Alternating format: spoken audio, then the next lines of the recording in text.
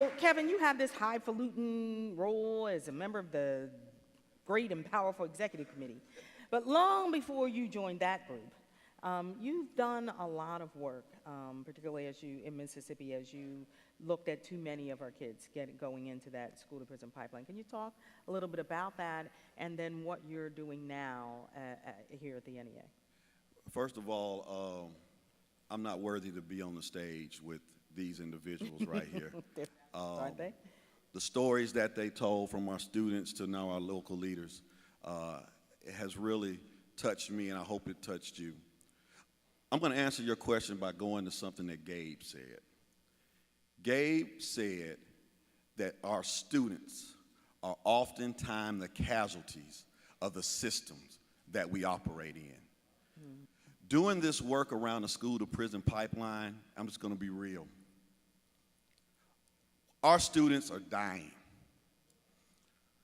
We've got school systems in place through discipline policies that are hurting our students. And oftentimes, we are the barriers to the change that is needed to help release our students from this perpetual problem that persists in our system. The casualties of the system that they're in. I came to this work starting from our executive director, John Stocks, who came to visit Mississippi, and he wanted to go throughout the state to learn about communities of color. But he said, Kevin, I primarily want to look at this thing called the school to prison pipeline. And so we set up a meeting with a young man who was in junior college at the time. I'm going to call him Daryl. And his mom, who talked about his struggle through our education system.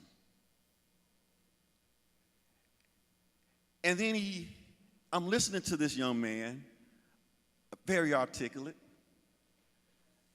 really breaking down things. And finally through the conversation, I stopped. I said, wait a minute. We're trying to find somebody who's caught up in the school to prison pipeline.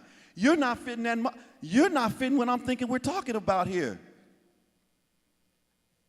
He looked at us and said, I spent 3 weeks, 21 days in the youth detention center because I was talking in class and I received a detention, and that was my 15th detention, and the school policy was I was reprimanded to the youth detention center.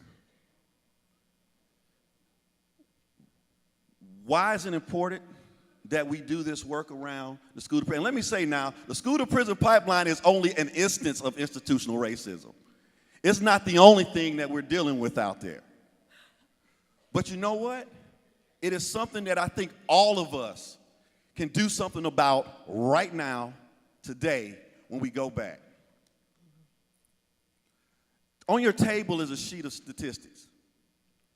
Why is it important that we deal with this? When 40% of the students expelled from our schools are black, we've got to do something about that. When black students are 3.5 times likely than other students to be suspended, we've got to do something about that. When black and Latino students are twice as likely not to graduate from high school, and then look at the next number, 68% of all males in state and federal prison do not have a high school diploma, we've got to do something about that. When black and Latinos make up 61% of the people in our prisons because they've dropped out of school, we have to do something about that. I want to challenge you to think outside of yourselves. I want to challenge you to go into that moral code that you have. Remove yourself from the personality of this and let's think about what's right for students. If we're going to truly be student-centered and union-led, we've got to be student-centered. Our students are oftentimes the casualty of the system that we serve. As a father of 2 black boys who are matriculating through our public education system, when I go talk to their teachers, as a parent, I demand that they treat my sons with the ultimate respect that they treat all of their other students.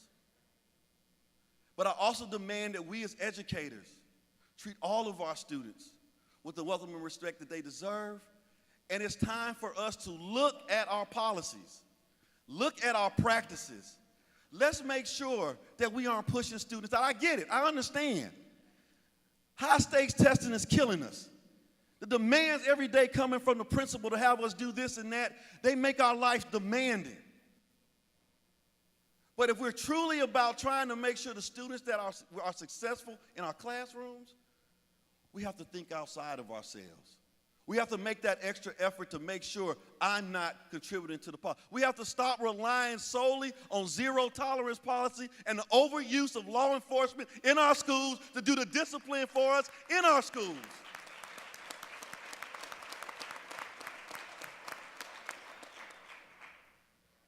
The school-to-prison pipeline can be eradicated if we tackle it with the moral fiber I believe each and every one of us has. So, these leaders up here are you. They are you.